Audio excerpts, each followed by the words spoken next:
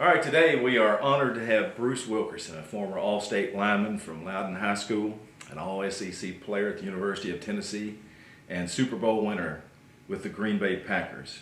Today we're going to discuss growing up in Philadelphia all the way through your pro football career. So first of all, tell me about your parents. Mom and dad, small town folks. My dad originally from Philadelphia, Tennessee, grew up down there. His father worked on farms in Philadelphia. Mom grew up in Madisonville, Tennessee. Her father worked at the aluminum company in Alcoa, and her mother was a domestic there in Madisonville.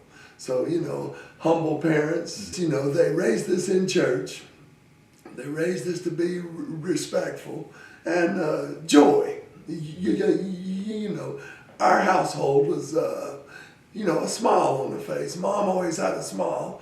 Mom was the lenient parent. Dad was the disciplinarian. Okay. So that was probably more traditional family upbringing than most.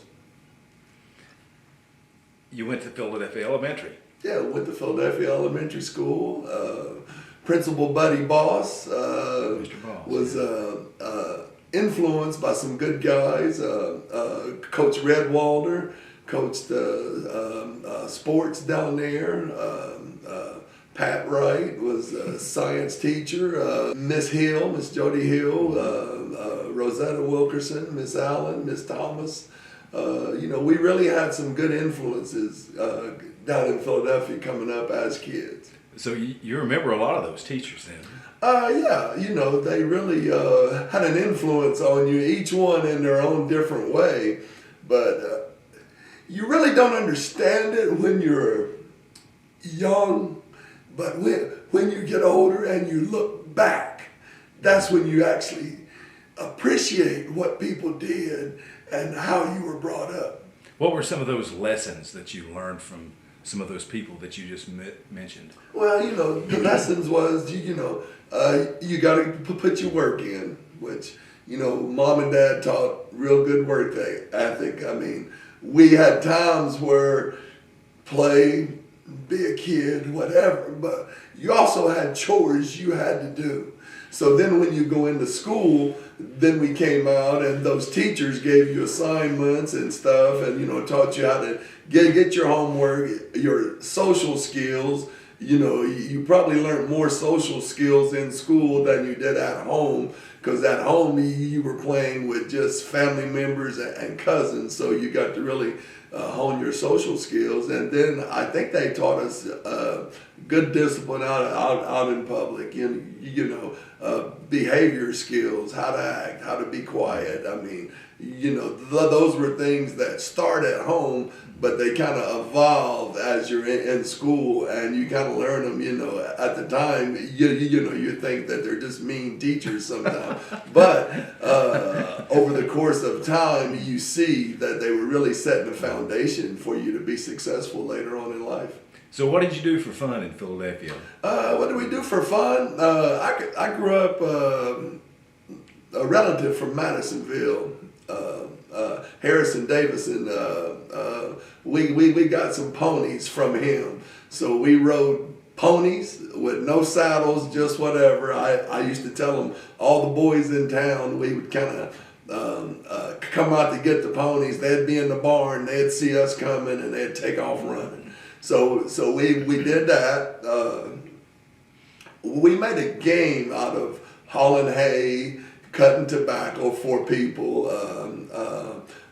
We built, they were non-motor powered go-karts that you could ride down the hill, that you'd salvage old lawnmowers and take the wheels off and put the wheels on them, and you would take a cannon jar, not the rings, but the ceiling lids, and put them in between for the steering, so you'd have something to steer them, and then you'd ride down the hill and wreck and get scarred up and everything else. I remember when Philadelphia got the park out there, and Philadelphia Park was quite a ways out of town. Right. But us kids used to ride bicycles or walk to Philadelphia Park. So, you know, we just, at that time, growing up was like, you could walk across the hill and nobody would, you know, think nothing of it or bother you or anything. So, you know, we were outside kids.